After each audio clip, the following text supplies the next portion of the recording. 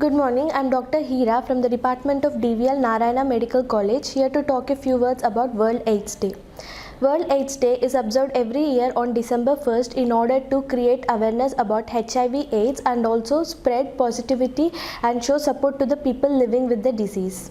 Founded in the year 1988, World AIDS Day is the first ever international day for global health. Each year, the World AIDS Day focuses on a specific theme, and the theme for this year is Let Communities Lead. HIV can be transmitted by unprotected sexual intercourse, blood transfusion, and by sharing needles for drug injections, and as well as by piercings, tattooing, and during pregnancy, delivery, and through breast milk. One cannot simply get HIV by shaking hands or hugging a person infected with HIV or by using the objects used by a person with HIV. Within 2 to 4 weeks of initial infection, the person may develop flu-like symptoms like fever as well as chills and rash. Other symptoms include generalized weakness, fatigue, swollen lymph nodes, sore throat, and mouth ulcers. Having these symptoms does not mean that a person has HIV, as other diseases can also present with these symptoms.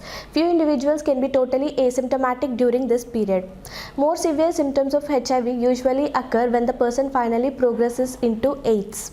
More severe opportunistic infections and also infection-related cancers occur in people with weakened immune system.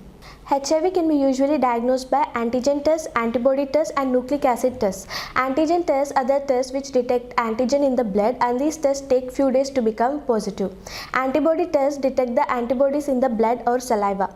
Most rapid tests and self-tests done at home are examples of antibody tests. And nucleic acid tests detect the viral load in the blood, and these tests are the first tests to become positive after HIV infection. Several tests can be done in order to determine the stage of disease, like the CD4 count. When the CD4 count dips below 200, the infection progresses into AIDS. All the infected people with HIV have to be started on antiretroviral therapy or ART. ART acts by reducing the viral multiplication, decreasing the viral load, and preventing the advancement into AIDS.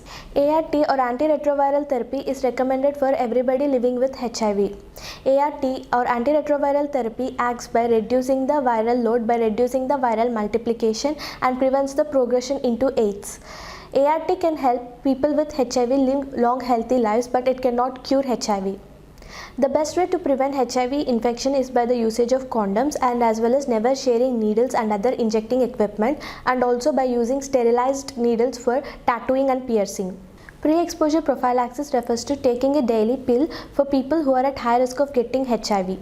Although it is highly effective in preventing HIV, it does not stop you from getting other sexually transmitted infections. Post-exposure prophylaxis refers to taking up of HIV medications for 4 weeks after exposure with an infected person. It has to be started within 3 days of exposure. Despite considerable progress made in the field of HIV/AIDS, there is still a lot of stigma for the people living with HIV/AIDS.